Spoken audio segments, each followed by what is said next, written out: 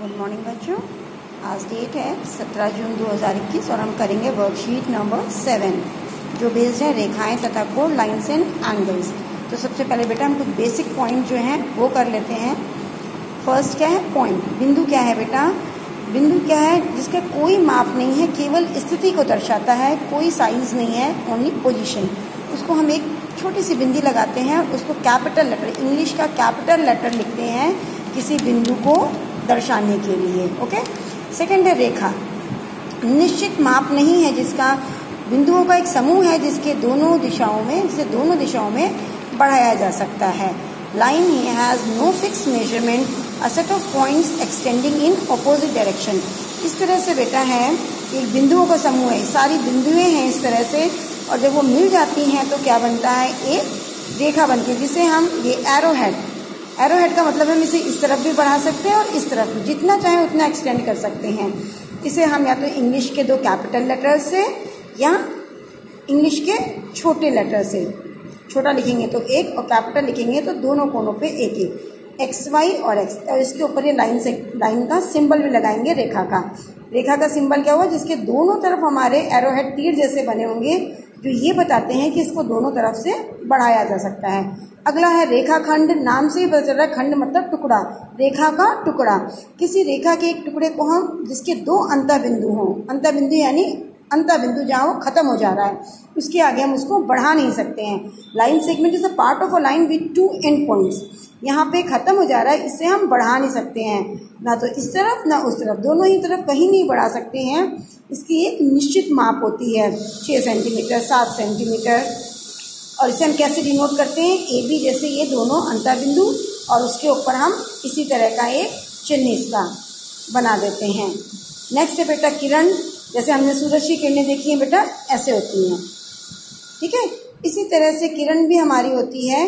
किरण क्या है, किरण रेखा का एक हिस्सा है जिसका एक अंतःबिंदु होता है। एक तो अंतःबिंदु है ये यहाँ पर, और दूसरी तरफ से हम जितना चाहे उसे बढ़ा सकते हैं। इंग्लिश में कहते हैं रे।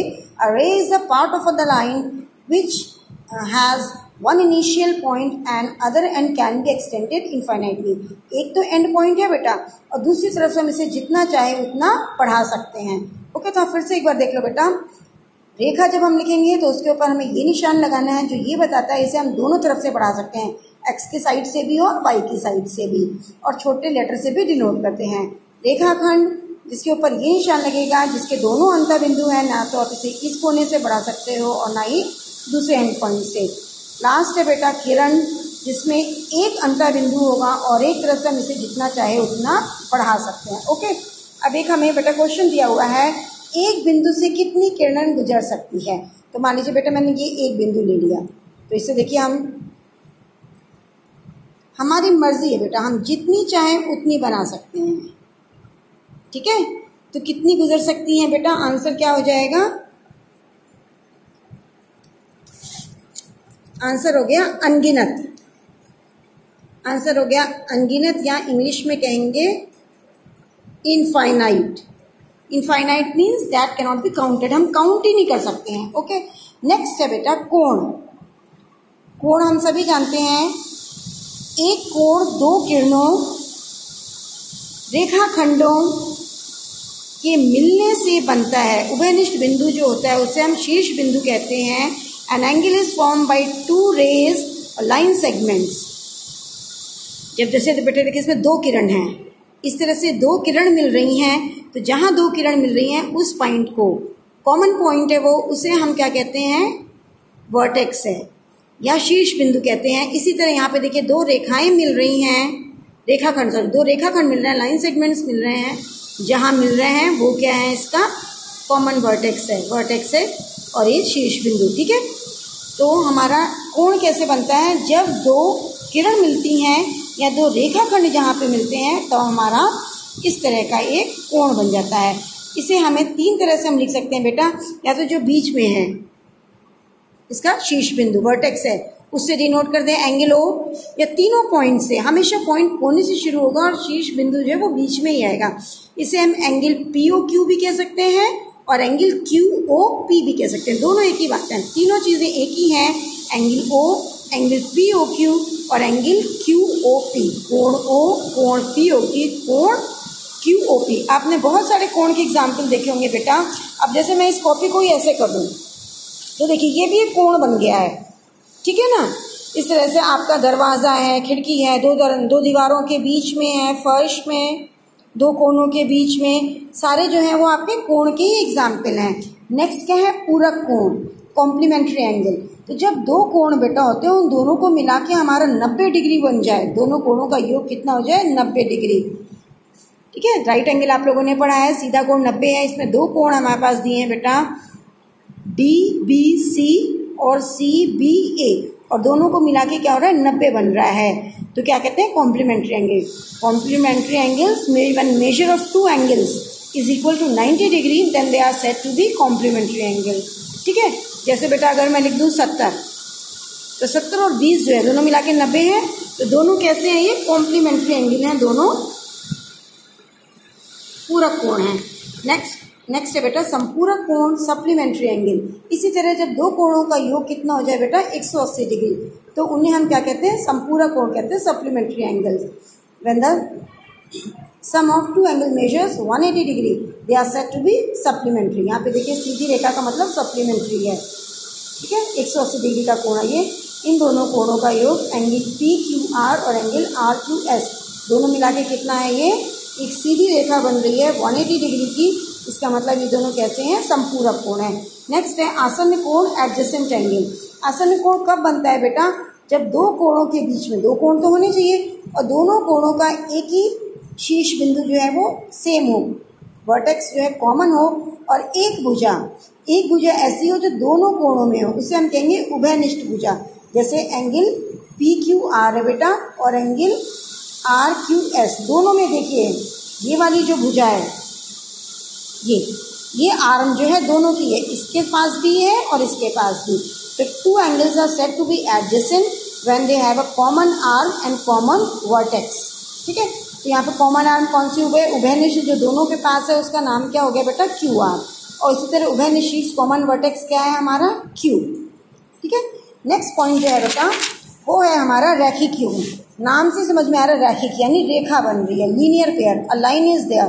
तो जब दो आसन्न कोणों का योग 180 डिग्री हो जाता है, सीधी रेखा यानी बन जाए, इस तरह से दो कोण हम जोड़े और वो बिल्कुल सीधा बन जाए, तो उसे हम क्या कहते हैं, रैखिक युग्म, ठीक है। जैसे अपने सप्लीमेंट्री एंगल्स में अभी देखा था, इसी तरह इसमें भी योग कितना हो जाएगा आपका, 180 डिग्री हो जाएगा। अब कुछ क्वेश्चंस दिए हैं, देख लेते हैं बेटा उन्हें। निम्नलिखित कोणों में से पहचान कीजिए, कौन सा आसन्न कोण है, आसन्न पूरक कोण कौन सा है, रैखिक युग्म और संपूरक युग्म कौन सा है। तो पहले में बेटा हमें जैसे दो कोण दिए हैं, एक दिया है 50 डिग्री और 130 डिग्री। अगर हम बेटा दोनों का योग कर लें, 50 और 130 को हम जोड़ दें तो कितना हो गया, 180। अभी हमने पढ़ा बेटा 180 कौन सा होता है, संपूरक कोण, और इंग्लिश में क्या कहते हैं, सप्लीमेंट्री एंगल्स हैं ये।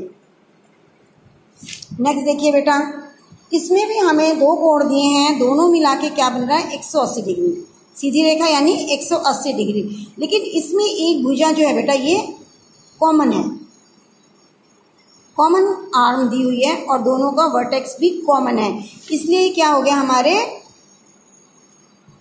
रैखिक युग्म बन गया ये, ठीक है। ये हमारा रैखिक युग्म है। अभी हमने पढ़ा था ऐसे आसन्न कोण जिनका योग कितना हो जाए, 180 डिग्री, 180 डिग्री। तो ये हो गया रैखिक युग्म हो गया, या इंग्लिश में हम इसे कहेंगे लीनियर पेयर। नेक्स्ट देखते हैं बेटा, अब दो कोण दिए हैं हमें, एक और दो, दोनों में एक ही भुजा जो है ये कैसी है, कॉमन है, और साथ में वर्टेक्स भी कॉमन है, तो आसन्न कोण हो गए। आसन्न कोण या इंग्लिश में इसे हम कहेंगे एडजेसेंट एंगल्स। एक काम और करना है बेटा आपको, सारे एंगल्स को आपको नेम करना है, आपकी मर्जी है, कुछ भी हम नाम दे सकते हैं। जैसे मैंने इसे दे दिया ABCD, इसी तरह इन सभी कोणों को आपको इस तरह से नाम देना है, आपकी मर्जी है। इंग्लिश की कोई भी कैपिटल लेटर से आप इससे डिनोट कर सकते हो। अब ये दो कोण दिए हैं बेटा, इसमें भी देखिए आसन्न कोण है दोनों, क्योंकि दोनों में एक उभयनिष्ठ भुजा है और उभयनिष्ठ शीर्ष बिंदु भी है, common arm as well as common vertex. But दोनों को मिला के कितना हो रहा है, एल बन रहा है। एल मीन्स 90 डिग्री, दोनों मिला के 90 हो रहा है, तो 90 कौन सा होता है, पूरक कोण। तो ये हो गया बेटा आपका आसन्न पूरक कोण, एडजेसेंट कॉम्प्लीमेंट्री एंगल है, कॉम्प्लीमेंट्री एंगल्स। सेकंड क्वेश्चन है बेटा, निम्नलिखित आकृति में क्या कोण एक कोण दो का आसन्न है? यहाँ कोण एक दिया है, ये दो दिया है। अब आप कहोगे जी क्योंकि उभयनिष्ठ भुजा है, एक कॉमन आर्म है, तो ये एंगल्स कैसे हो गए, आसन्न हो गए। बट बेटा एक सेकेंड कंडीशन भी है कि दोनों का वर्टेक्स भी सेम होना चाहिए, जो शीर्ष बिंदु है इस तरह से। जब हम आसन्न कोण बनाते हैं तो देखिए बेटा शीर्ष बिंदु भी एक ही होता है, जबकि यहाँ पे शीर्ष बिंदु दोनों के क्या है, अलग अलग हैं, कॉमन नहीं है वर्टेक्स। तो आंसर क्या हो जाएगा, नहीं, no, they are not adjacent angles, आसन्न कोण नहीं है। और थर्ड क्वेश्चन है, अपने आसपास की वस्तुओं में से कोणों के कुछ उदाहरण दीजिए। मैंने पहले भी बताया बेटा, जहां भी इस तरह का खुल रहा होगा, इस तरह का आपको आकृति दिखेगी, वो क्या है, आपके कोण बन रहे हैं। सीधा भी हो सकता है, इस तरह भी हो सकता है, ये सब आपके कोण बन रहे हैं। तो आप खिड़की है, आपका दरवाजा है, बुक से बन रहा है, कैंची है, बहुत सारे एग्जाम्पल्स होते हैं आपके आसपास में, डेली लाइफ में आप उन्हें देखोगे और एग्जाम्पल्स लिखोगे। एटलीस्ट 5 एग्जाम्पल हर बच्चा लिखेगा और इसे अपने मैथ्स की नोटबुक में करके अपने मैथ्स टीचर को सेंड कर देगा। वीडियो को ध्यान से देखोगे बेटा, और अभी सभी बच्चों को याद रखना है, कोविड खत्म नहीं हुआ है, इसलिए आप घर से बाहर नहीं निकलोगे। निकलना पड़े किसी जरूरी काम से तो मास्क लगा के निकलोगे हमेशा, सोशल डिस्टेंसिंग का पालन करोगे और हाथों को धोते रहोगे, साबुन पानी से सैनिटाइज करते रहोगे। ओके बेटा, थैंक यू।